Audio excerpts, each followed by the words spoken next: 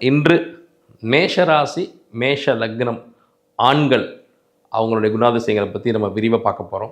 உங்கள் எல்லாருக்கும் இது ஒரு பயனுள்ள தகவலாக இருக்கும்னு நம்புகிறேன். இந்த வகையில் மேஷராசி மேஷ லக்னம், இந்த மேஷராசி மேஷ லக்ன ஆண்கள் அவங்களுடைய குணாதிசயங்கள் எப்படி இருக்கும் அப்படின்னா, எப்பவுமே மேஷம் அப்படிங்கிறது நெருப்பு. எந்த அளவுக்கு நெருப்போ அந்த அளவுக்கு தர்மம். தர்மம் அப்படிங்கிற வார்த்தைக்கு ஒரு அர்த்தத்தை கொடுக்கக்கூடியதே இந்த மேஷராசி மேஷ லக்ன ஆண்கள். அவங்களுடைய வாழ்க்கையே அதுக்கு ஒரு அடையாளம். தர்ம திரிகோணம்னு சொல்லுவாங்க. இது எந்த அளவுக்கு நான் இன்னும் உங்களுக்கு ரொம்ப தெளிவாக புரிய வைக்கணும்னா, எந்த ஒரு இடத்துலையுமே நீதி நேர்மை நியாயத்தை நிலைநாட்டுவதற்கு அவங்க போராடுவாங்க. கொஞ்சம் கூட அது தயங்க மாட்டாங்க. வீதியில் இறங்கி சண்டை போட்டாவது அந்த நியாயத்தை நிலைநாட்டுவாங்க.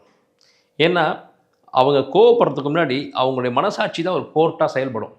ஒரு விஷயத்தில் கோவப்படுறதுக்கு இறங்குறதுக்கு முன்னாடி அது எந்த இடமா இருந்தாலும் சரி, நடு ரோட்டாக இருந்தாலும் சரி, கோர்ட்டாக இருந்தாலும் சரி, ஒரு வீடாக இருந்தாலும் சரி, ஒரு பஞ்சாயத்தாக இருந்தாலும் சரி, ஒரு நிமிஷம் ஒரு செகண்ட் தன்னுடைய மனசாட்சியை கேட்டு பார்ப்பாங்க.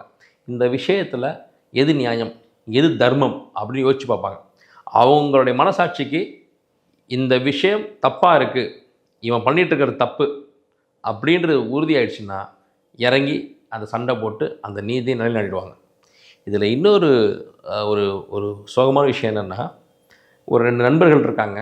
அப்போது அதில் ஒருத்தர் மேஷராசி மேஷ லக்ன ஆணாக இருக்கார். 2 பேரும் ஒரு இடத்துக்கு போகிறாங்க. அந்த இடத்துல தன்னுடைய நண்பனுக்கு ஒரு அநீதி கண் முன்னாடி நடக்குது அப்படிங்கிறப்ப அந்த நண்பன் அதை ஏற்றுக்குவார். சரி இது இப்படித்தான் அப்படின்னு. ஆனால் இவரால் அதை ஏற்றுக்க முடியாது. தனக்கு ஒரு நஷ்டம்னா கூட அதை சகித்து போகக்கூடிய அந்த மேஷராசி மேஷ லக்ன ஆண்கள், தன்னோடு இருப்பவர் அவங்களுக்கு தெரிஞ்சு இல்லை தெரியாமலோ ஏமாந்துடக்கூடாது அப்படிங்கிறத ரொம்ப கவனமாக இருப்பாங்க. நீ சும்மாடுறா, இது எப்படி நீ உன்னை ஏமாத்துறான்டா அவன் அப்படின்னு சொல்லி அந்த இடத்துல இறங்கி